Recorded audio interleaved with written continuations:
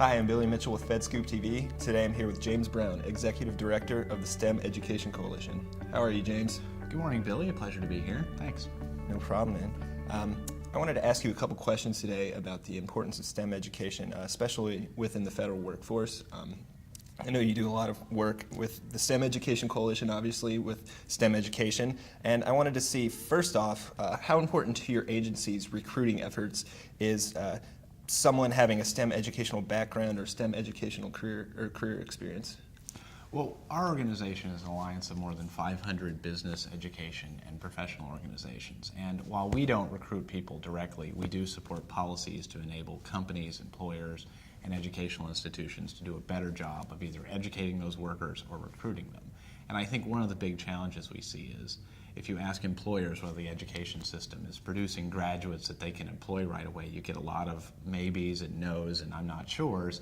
And I think that's a challenge to the future of the economy in terms of talking about recruiting, because we have a debate going on about whether we have too few workers, not enough workers. I think what we need at the end of the day is a better education pipeline so that more employers feel like the graduates of educational institutions are the kinds of people they can employ here in this country in good jobs. Yeah, absolutely. And the STEM field seems to be one riddled with challenges right now around the nation.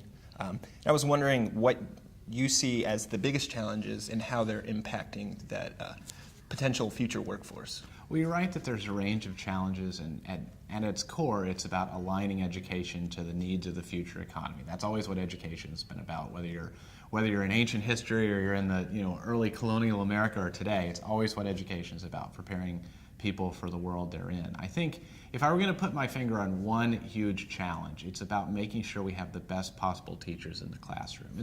If you think about the STEM fields, one of the unique challenges is that in order for you to have a really great teacher to teach science, or let's say chemistry, for example, the teacher with a deep background in chemistry could also get a job working in the chemical industry in different places. Mm-hmm. And that creates a real challenge for being able to keep those great teachers in the teaching of STEM fields, because they are lucky enough to have an industry outside of teaching that they can go and participate in. And I think that's fundamentally one of the biggest challenges, and it's a relatively unique challenge to the STEM fields.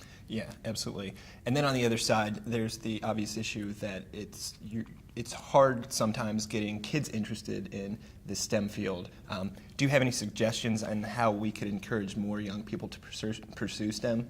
Well, I think if you look at the different things that kids do that data shows have an impact on what kind of career choices they make, a lot of them involve experiences outside of the classroom with great mentors, with great environments, with hands-on learning, with positive uses of technology, and with role models. And one of the things that we don't do is, so much of our policies are focused on the path of getting somebody into a rocket science career, if you will, to sort of borrow a 20th century analogy for a minute. But 50% of the jobs in the economy now in the STEM fields don't require a 4-year degree. So there's a role for almost everybody in school in the STEM fields, and part of that inspiration piece, if you will, is making sure that those pathways are well known. If you're an auto mechanic today, an auto mechanic working for a high-end car dealership can make $90,000 a year. That's inspiration for a lot of kids, because a lot of kids like working on cars. I mean, auto racing is phenomenally popular amongst young people, and those careers may not be thought of as a STEM career, but they should be. Absolutely. Well, James, that's all the questions I have for you today. I really appreciate you joining us. Thank you, and thanks for the opportunity. Absolutely. I'm Billy Mitchell. Thanks for watching.